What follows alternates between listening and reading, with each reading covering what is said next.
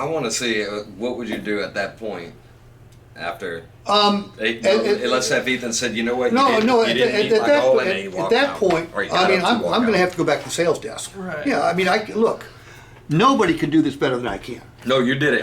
That was. But amazing. I can't get everybody to pay what I want them to every single time by any stretch of the imagination. No, that was like very insightful. With all of that put in, what if they still? Well, then you go back to If they try to walk out. get management involved. Okay. Way before they walk out. No, I'm if saying Ethan they're- looks at me and goes, "Great, 960.60. That's what give me a gross payment, not a net payment of 966." Because I'm sure, like the guys that have a lot more experience than me can break this down. How often would they get pissed off if you went back and forth with them that much? Well, first of all, we weren't going back and forth. They Were we? feel like it is, though. I would have argued, yeah. I would have felt like at that point, I would have, like the fourth or fifth time when I said, well, if $100 less per month or whatever, 1,100 or whatever, I would have been like, I mean, realistically, like. And if I read that in a customer, I'll stop. Right, of course. I'll stop. For the presentation. Right. I get it. Right. I'll stop. Okay? But what I want you guys to be able to do, and lady, is I want you to know what to say when the customer says the payment's too high, or the price is too high, or the trade's too low. I want you to have intelligent things to say. And do your best. Look, can we get the customer to pay us what we want every single time? No, nobody in the world can do that. That's my biggest obstacle lately is the upside down, the trade values. Well, that's, kind of a challenge. you know,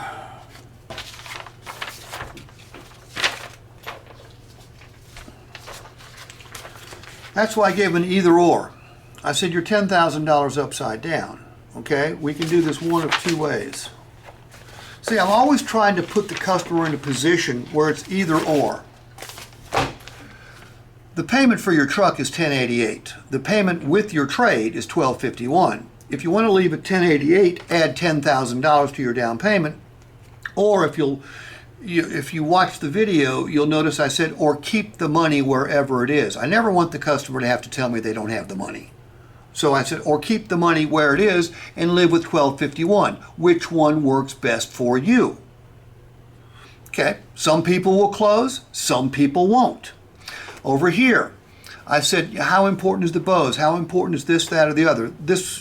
With this particular strategy, you need to know your product. Okay, I obviously don't know the Chevrolet product.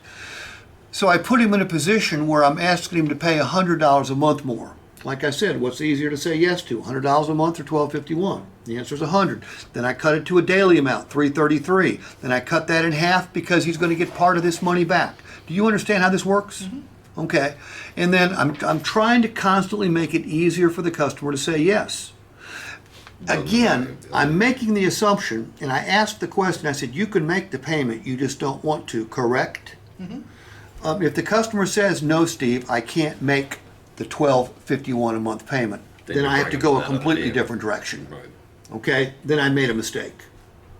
My mistake was an hour ago. Yeah. When I put him on this particular truck.